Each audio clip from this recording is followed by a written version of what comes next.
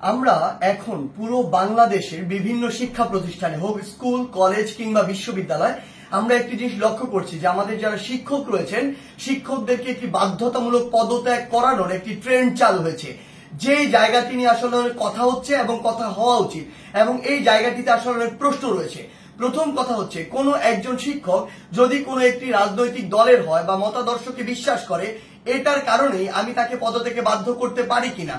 আবার আরেকটি কথা এখানে রয়েছে সেটি হচ্ছে এই পদত্যাগ করানোর যে অথরাইজেশন এটি আমার আছে কিনা বা আমি এমন অথরিটি কিনা আইনসঙ্গত ভাবে এটি আমি করতে পারি কিনা। তার পূর্বে আমাদের বিশেষ কিছু প্রেক্ষাপটগুলো চিন্তা করতে হবে। আসলে আমরা আমাদের জায়গা থেকে যারা স্টুডেন্ট রয়েছে রানিং তারা অনেকে শুধু মনে করি যে আমরাই মনে হয় পদত্যাগ করাচ্ছি, কিন্তু আমরা জানি না এর পিছনে আসলে কি কি ঘটনা রয়েছে কিংবা কি কি প্রেক্ষাপট রয়েছে। যেমন আমি আমার বিশ্ববিদ্যালয়ের উদাহরণ দিয়ে যদি বলি, এই বিশ্ববিদ্যালয়ে একটি দল শিক্ষকদের একটি দল যারা তখনকার ক্ষমতাসীন রাজনৈতিক দলের একটি মদতপুষ্ট তারা ছিল। সেই জায়গা থেকে তারা যখন আমাদের এই যে আন্দোলন এই আন্দোলনের বিপক্ষে দাঁড়িয়েছিল, আবার অল্প কিছু শিক্ষক আছে এই সংখ্যাটি খুবই কম তারা একদম নিউট্রাল জায়গা থেকে আমাদের আন্দোলনের পক্ষে দাঁড়িয়েছিল। আবার একটা বড় সংখ্যক শিক্ষক ছিল যারা আমাদের আন্দোলনের ঠিকই পক্ষে দাঁড়িয়েছে, কিন্তু তারা আমাদের স্বার্থ চিন্তা করে নয় বরং এই স্বার্থ চিন্তা করে দাঁড়িয়েছিল যে এরপরে যদি কোনো রাজনৈতিক দল ক্ষমতায় আসে তারা ওই রাজনৈতিক দলের আসলে একটি গুরুত্বপূর্ণ স্টেক হোল্ডার, তখন তারা এই ফলটি ভোগ করবে। অর্থাৎ আলটিমেটলি এখানে দুইটি ভাগ রয়েছে। আমাদের এটি মনে করার কোনো কারণ নেই যে আগের যে দলটি ছিল যারা আমাদের বিপক্ষে ছিল তারা বাদ দিয়ে সবাই আমাদের পক্ষে, বরং ব্যাপারটি এমন নয়। আমরা যদি স্কুল কলেজের ক্ষেত্রে এই বিষয়টি লক্ষ্য করি তাহলে আমরা দেখতে পাবো হয়তো কোনো শিক্ষক হয়তো আওয়ামী লীগের রাজনীতির সাথে জড়িত ছিল, কিন্তু থাকে বলেই তাকে আমি পদত্যাগ করাতে পারি কিনা বা করানো উচিত কিনা। যে কেউ যে কোনো রাজনৈতিক আদর্শে বিশ্বাসী হতে পারে, কিন্তু আমার প্রশ্নটি হচ্ছে ওই রাজনৈতিক আদর্শে বিশ্বাসী হয়ে তিনি কি ক্ষমতার অপব্যবহার করে শিক্ষার্থীদেরকে চরমভাবে বাধা দিয়েছেন কিনা, শিক্ষার্থীদেরকে হেনস্থা করেছেন কিনা, কিংবা শিক্ষার্থীদেরকে কোনো একটি বিপদে ফেলেছেন কিনা, এই বিষয়গুলো আমাদেরকে লক্ষ্য রাখতে হবে। ইভেনিং যদি তিনি এই কাজগুলো করেও থাকেন তারপরও তার বিরুদ্ধে এরকম একটি প্রক্রিয়ায় পদত্যাগ করানোর জন্য যে বাধ্য করা এটি আমি করতে পারি কিনা, এই অথরিটি আমার আছে কিনা। আমরা আমাদের জায়গা থেকে মনে করি এটি একটি নিয়মতান্ত্রিক আইনসঙ্গত প্রক্রিয়ার দিকে যাওয়া উচিত এবং এটি তদন্ত সাপেক্ষ হওয়া উচিত। আমরা যদি পিছনের কিছু ঘটনা আসলে লক্ষ্য করি তাহলে কি বিষয়গুলো দেখব। আমরা দেখব প্রত্যেকটি স্কুলে আওয়ামী লীগ ফ্যাসিস্টের আমলে আসলে যে শিক্ষকরা আওয়ামী লীগের তোষামতি করে তেলবাজি করে ডমিনেট করেছে, আরেকটি শিক্ষক ছিল আরেকটি গোষ্ঠী যারা আসলে চুপ ছিল ওই পুরো সময়টুকুতে।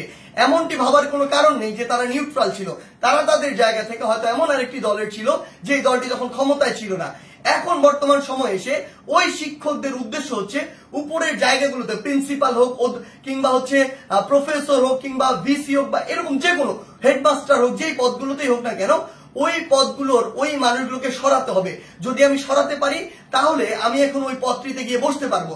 এটার কারণে তারা আসলে কি করছে, তারা তাদের ক্লোজ কিংবা কাছের কিছু স্টুডেন্ট কিংবা কিছু স্টুডেন্টকে বিভিন্নভাবে মোটিভেট করে কিংবা কিছু স্টুডেন্ট যারা অতি উৎসাহী বা যাদেরকে সহজে আসলে ইমোশনালি ড্রিভেন করা যায় ওই স্টুডেন্টদেরকে বিভিন্নভাবে প্রভাবিত করে তারা এরকম একটি মব তৈরির চেষ্টা করছে ওই টিচারদেরকে নামানোর জন্য। বলার সময় এমন ভাবে বলছে সে যেন একজন ফেরেশতা, কিন্তু আলটিমেটলি তার উদ্দেশ্য ওইটাই যে ওই শিক্ষককে স্টুডেন্টদের মাধ্যমে সরিয়ে স্টুডেন্টদেরকে জাস্ট টুল হিসেবে ইউজ করা হয়, সরিয়ে তাকে ওই পদটিতে গিয়ে বসতে হবে, এটি হচ্ছে তার উদ্দেশ্য। আবার এখানে আরো বিশেষ কিছু বিষয় রয়েছে। বিষয়গুলো হচ্ছে এরকম যে টিচারদের মধ্যে কিছু নোংরা পলিটিক্স রয়েছে। আসলে আগে হয়তো পূর্ব কোনো শত্রুতা ছিল বা পূর্বের কোনো একটি রাগ বা ক্ষোভ ছিল, যেই রাগ বা ক্ষোভটিকে আবার এখন মেটানোর জন্য তারা এই ব্যবস্থাটুকু গ্রহণ করে।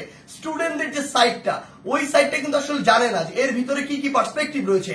এই টিচারগুলো দেখা যায় কিছু স্টুডেন্টকে ব্যবহার করে, আশেপাশের কিছু ছেলে যেই ছেলেগুলো আসলে এরকম কোনো কিছু চিন্তা না করে কিছু টাকা দিয়ে ওই ছেলেগুলোকে প্রভাবিত করা যায় কিংবা অন্য কোনো সুবিধা দিয়ে প্রভাবিত করা যায় কিংবা পরবর্তীতে কোনো একটি পদ পদবীর সুবিধা দিয়ে আসলে ওই ছেলেগুলোকে প্রভাবিত করা যায়। ওই সামগ্রিক বিষয়গুলো দিয়ে এই কাজটি করা হচ্ছে। কিন্তু আমাদের জায়গা থেকে সবচেয়ে গুরুত্বপূর্ণ যে কথাটি সেই কথাটি হচ্ছে এই কাজটি একজন টিচারকে এরকম করে বাধ্যতামূলক পদত্যাগ করানোর কাজটি আমাদের নয়, এই কাজটি আমরা করতে পারি না। এই কাজটি কেন করতে পারি না? কারণ হয়তো আপনি একজন শিক্ষককে এটি করালেন কিন্তু এর প্রভাব পুরো বাংলাদেশের শিক্ষক সমাজে পড়েছে। আমার তো স্কুলে ওই প্রাইমারি স্কুলের কিন্ডারগার্টেনের হাই স্কুলের এমন অসংখ্য শিক্ষক রয়েছে যাদেরকে আমি অনেক বেশি শ্রদ্ধা করি, যারা আমার জীবনের শিক্ষাগুরু, যাদের হাত দিয়ে আমি আজকে এই অবস্থায় এসেছি।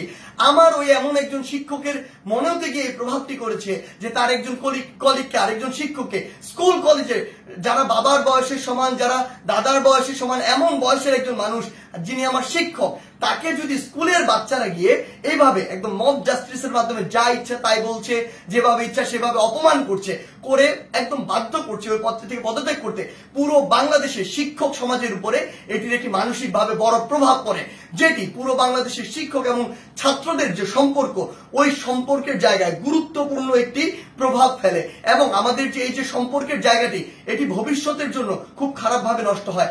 আমরা আমাদের শিক্ষার পরিবেশ নিয়ে কথা বলি, সেখানে যদি আমার শিক্ষক এবং শিক্ষার্থীদের যে এই পরিবেশটি ঠিক না থাকে, এই সম্পর্কটি যদি একটি তিক্ততার পর্যায়ে চলে যায়, তাহলে আলটিমেটলি এটি কিভাবে সম্ভব? আলটিমেটলি এই শিক্ষার উন্নয়নটি কিভাবে সম্ভব? সবচেয়ে বড় কথা হচ্ছে ওই শিক্ষক যদি দোষী হয় তাহলে আমরা আইন নিজের হাতে তুলে নিচ্ছি, আর যদি দোষী না হয় তাহলে আমরা আইনটি ভঙ্গ করছি, যার কোনটি আসলে আমরা করতে পারি না। যেটি করছি এটি হচ্ছে আইনগতভাবে অন্যায়।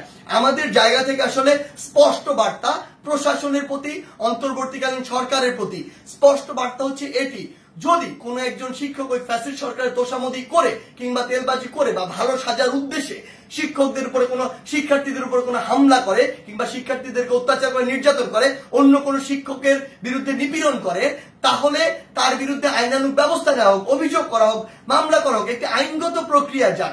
কিন্তু কেউ যদি এভাবে আইন নিজের হাতে তুলে নেয়, কাউকে যদি বাধ্য করে, আমি প্রশাসনকে এবং অন্তর্বর্তীকালীন সরকারকে আমাদের পক্ষ থেকে অনুরোধ জানাই, ওই সকল শিক্ষার্থীদের পিছনের উদ্দেশ্য কি, কে তাদের এই কলকাঠিটি নাড়ছে, কে তাদেরকে প্রভাবিত করছে, কি উদ্দেশ্যে প্রভাবিত করছে, এটি আপনারা তদন্ত করে ব্যবস্থা করুন। প্রয়োজন হলে ওই যে শিক্ষার্থী, যারা অল্প কিছু শিক্ষার্থী এটি করছে, সকলে কিন্তু এটি করছে না, আমরা বিভিন্ন বিশ্ববিদ্যালয়ে দেখেছি শিক্ষার্থীরা নিজে আবার ওই সম্মানিত শিক্ষকদেরকে তাদের শপথে ফিরিয়ে নিয়ে আসছে।